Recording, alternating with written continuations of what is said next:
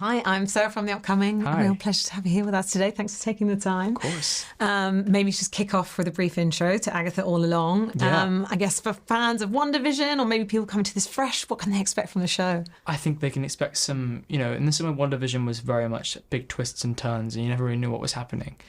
Our show is very similar to that. Jack Shaver loves creating these complex, amazing stories that are so keep you on the edge of your seat, which our show does in a very spooky and, homages to horror films and the horror genre. And were you a big fan of WandaVision? And Yeah. when the prospect of kind of getting on board with the spin-off came along, what was your first thought? I was a huge fan of WandaVision. I loved watching it, and it's funny. I watched it before I was even in the industry, so I was complete watching it as a complete fan, complete normal, not connected to it at all. So to be here now is very, very full circle and very, very cool. And what I love about it as well with the character of Agatha Harkness is, the fact that there was actually not her own narrative going on in the comics, but they've kind of pulled her out and given her her own show.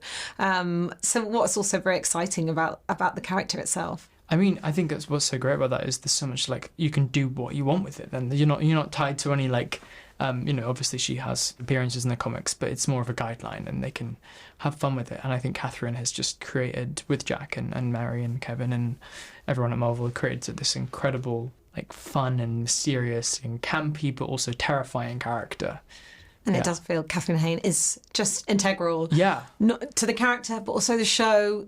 Just the tone seems to really emanate from her. This kind of, mix of dark comedy, the drama, the musical elements, also these bits of horror.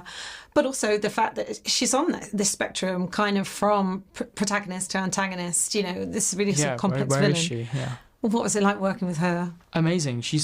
Catherine is the most incredible actress. She cares so much about the characters that she plays, and she cares so much about the detail of them, which I think is such an amazing thing for an actress. And being able to learn from her every day and be under her wing almost in the same way Teen is. It was really great. And what about this character of Teen? I mean, he comes with his own sort of set of mystery elements, and you're trying to figure out, exactly who he is or how he fits in with everything. I mean, it's not quite clear right from the beginning. Yeah. How did you get into the character? How did you see him? Teen is such a fun character to play because of the mysteries behind him, and you never every scene is what, who knows this at this point? All these mysteries, and to play all those different layers was so much fun.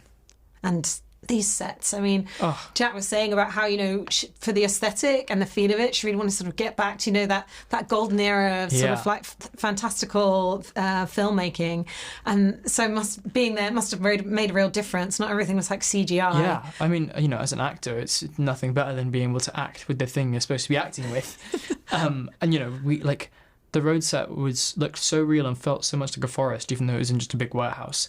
There'd be times I'd be sat down and be oh, I don't want to get a spider on me, or I mean, we were on that set for 3.5 weeks, so after week 3, critters did start to become home there. They see mud and trees and they think that it's real, and so there was a few spiders and bugs that the started to call that set home.